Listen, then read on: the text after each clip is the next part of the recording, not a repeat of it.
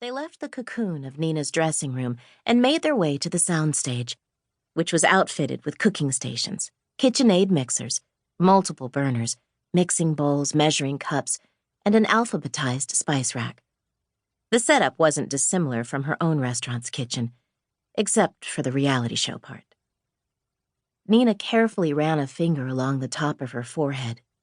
She was sweating.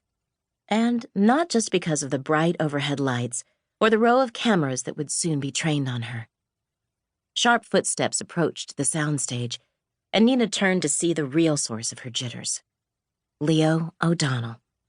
Her co-host on the show was as annoying as a piece of spinach lodged in between her front teeth. He wasn't a chef. He was a businessman, and his only accomplishment was turning his father's charming Italian restaurant, Vinny's, into a bland chain. Unlike Nina, he wasn't passionate about food. All he cared about was the bottom line. She just needed to make it through this taping, ideally without screaming at him.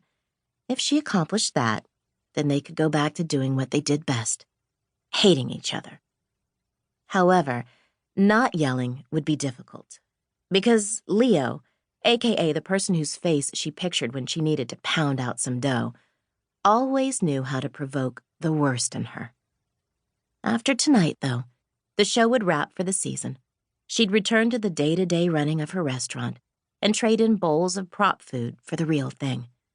Instead of working with Leo, where she had to control her gag reflex, she'd be in the kitchen with Jasmine. Just the thought of her old routine was like a warm cup of cocoa, comforting and extremely necessary.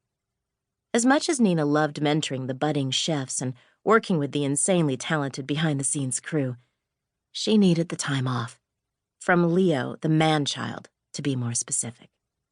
A stylist soundlessly appeared at Nina's side and worked on the unruly flyaways that always erupted from her head under the heat of the on-camera lighting, while a man with a compact dabbed over her forehead. "How's my hair and makeup?" Leo stopped and cocked his chin at the exact angle for the overhead light to accentuate his immaculate swoop of dark hair.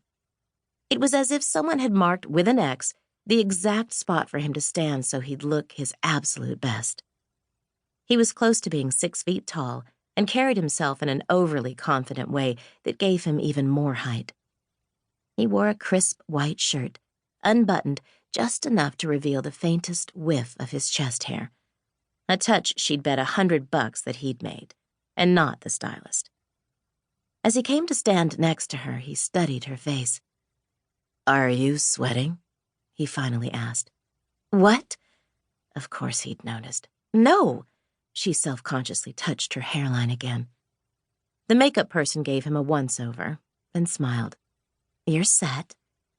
Nina rolled her eyes. One of his many flaws was that he was physically flawless. The kind of man who only got right swipes and never had to pay for a drink in his life.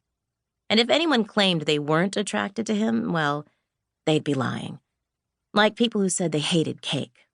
Liars. Even Nina would never deny that he was handsome in a certain light, if you squinted hard enough. Luckily, his habit of playfully undercutting her canceled out any urges she might have toward him. "It's a good thing they can get your hair big enough to hide the witch hat." Leo absent-mindedly rolled up the cuff of his shirt, like he hadn't even noticed she was there. Nina ignored how seeing a hint of his skin made her mouth twitch, just slightly. "Stop drooling." "Don't you want to use a little powder to take the shine off his cloven hooves?" Nina asked the makeup person. But she couldn't help but notice that Leo's lips twinged at her comment.